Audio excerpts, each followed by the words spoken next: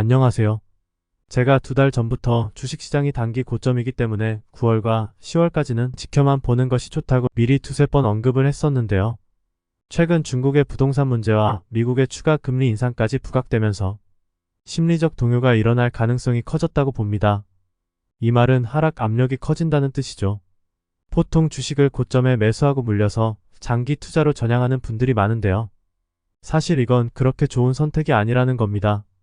물론 저도 펀드에 가입했다가 고점에 물려 7년 동안 가지고 있다가 35% 손실을 보고 환매했지만요.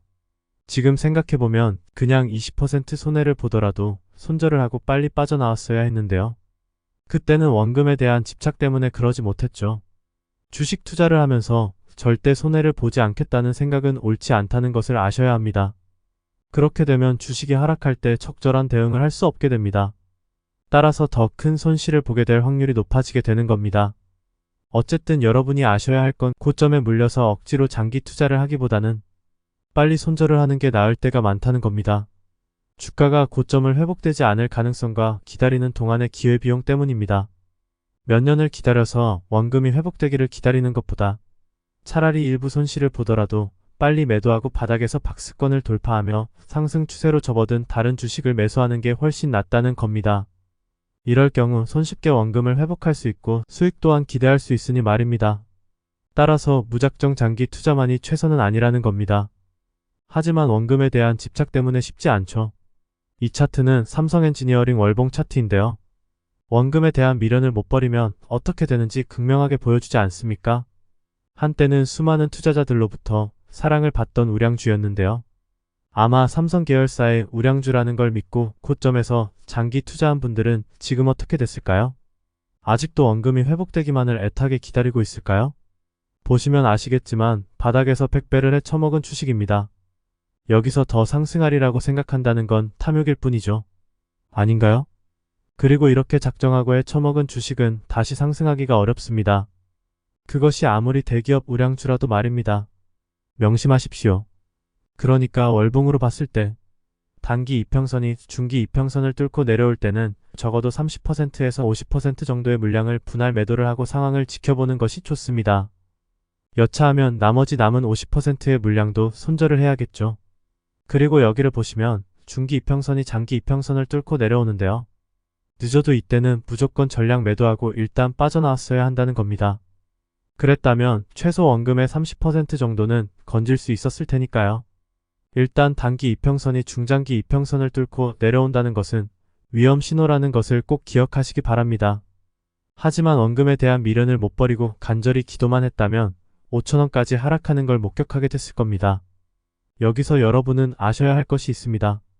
생각만 해서는 아무것도 바뀌지 않는다는 것입니다. 주식은 생물이라는 걸 잊지 마십시오. 때문에 그때그때 변한다는 겁니다. 따라서 그에 맞는 대응을 할 줄 알아야 합니다. 그냥 무턱대고 장기 투자만 한다고 해서 주식 투자로 성공할 수 있는 건 아니라는 겁니다. 참고로 장기 투자는 바닥에서 해야 좋습니다. 고점이 아니라 말입니다. 고점에 물렸을 때 손실 확정에 대한 두려움으로 가만히 기도만 해서는 안 됩니다. 그보다는 상황에 맞게 대응을 하는 것이 훨씬 효과적이기 때문입니다. 요즘 없어졌나 싶었던 갑질 문제들이 다시 수면 위로 떠오르고 있는데요. 근데 이상하지 않나요? 분명히 예전만 하더라도 갑질 문제를 접한 기억이 거의 없거든요. 근데 10년 전부터 급속히 갑질 문제들이 우후죽순처럼 사회 전반에 나타나고 있다는 겁니다. 왜 그런 걸까요? 예전엔 갑질 문제가 없었던 걸까요?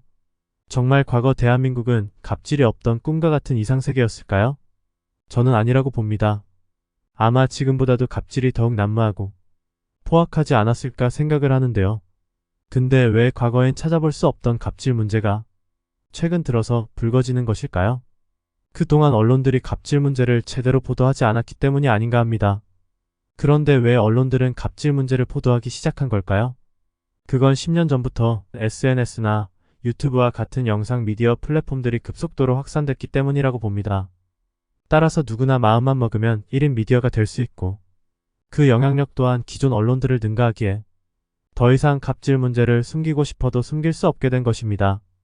이건 어디까지나 제 개인적인 생각일 뿐입니다. 근데 제가 지금 미친 개소리를 하고 있는 것일까요? 그럼 갑질을 하는 놈들의 정체는 뭘까요? 아마도 대부분은 먹이사슬의 정점에 있는 최상위 포식자들이겠죠. 돈과 힘을 가진 자들이요. 그러니 언론들도 알아서 기지 않았을까 생각을 하는데요. 자본주의 사회에서 언론들을 지탱하는 건 진실이 아니라 돈이라는 것을 아셔야 합니다.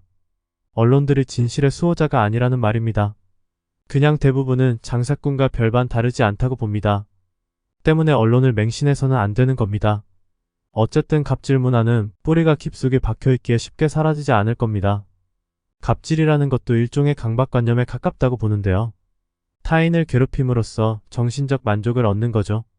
따라서 여러분이 갑질로부터 자신을 보호하는 방법은 최상위 포식자들과의 접촉을 피하는 것이 최선입니다. 목구멍이 포도청이라 그들과의 관계를 청산할 수 없다고요? 그럼 최상위 포식자들의 놀이개가 되는 거죠. 그리고 그 갑질은 점점 심해질 겁니다. 그들은 여러분을 종이나 노예 아니면 개돼지로 인식하고 있을 확률이 높습니다. 사실 제가 봤을 때 그들은 괴물로 보이는데요. 괴물 밑에서 수발들기를 자처하니 갑질을 받을 수밖에 없는 겁니다. 그러니까 괴물에게 인간 대접받기를 기대하는 것 자체가 처음부터 잘못됐다는 거죠. 괴물의 본성은 남을 괴롭히는 거니까요. 그리고 그 성향은 바뀔 수 있는 성질의 것이 아닙니다. 괴물을 상대하는 방법은 딱 두 가지밖에 없습니다. 싸워서 무찌르거나 도망치는 겁니다. 하지만 괴물과 싸워서 이긴다는 건 현실적으로 쉽지 않습니다. 때문에 괴물로부터 도망치는 것이 최선이라는 것을 명심하시기 바랍니다.